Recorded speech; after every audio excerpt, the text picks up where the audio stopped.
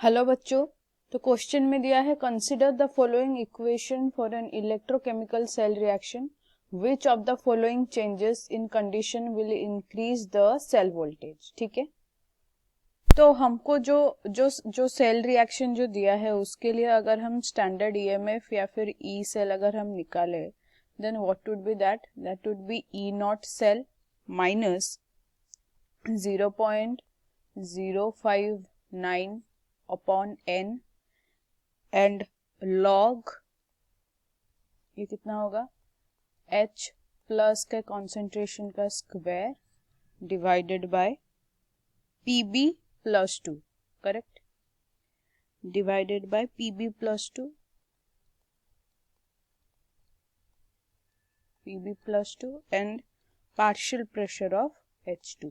ठीक है, तो this will be the E cell reaction. ठीक है, तो पहले ये क्या दिया है, कौन सा condition that will be increasing the E cell voltage, that is E cell should increase. ठीक है, तो कमिंग टू वन, ठीक है, वन में क्या है, dissolve concentrated HClO4 in the cell solution. जब हम HClO4 को जब हम डिजोल्व करेंगे तो क्या होगा, H प्लस का कॉन्सेंट्रेशन सोल्यूशन में बढ़ जाएगा। जब H प्लस का कॉन्सेंट्रेशन, जब इसका कॉन्सेंट्रेशन जब बढ़ जाएगा तो फिर E cell will be decrease. ठीक है, तो इसका कॉन्सेंट्रेशन बढ़ने से ई सेल डिक्रीज होगा, तो इसमें तो इंक्रीज नहीं हो रहा, तो ऑप्शन 1 हमारा कट गया।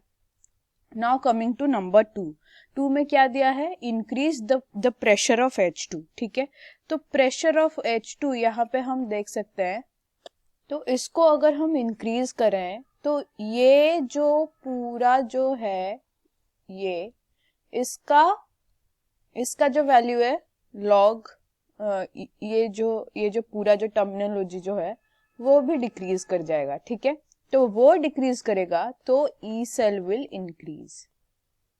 ठीक है, तो E cell will increase. Now coming to 3 में क्या, तो इसमें इंक्रीज हो रहा है। Now coming to here, increase the amount of PB. ठीक है, लेकिन पीबी इस इक्वेशन में है ही नहीं जो कि पीबी अफेक्ट करेगा ई सेल को, तो E cell will remain constant क्योंकि इसमें कोई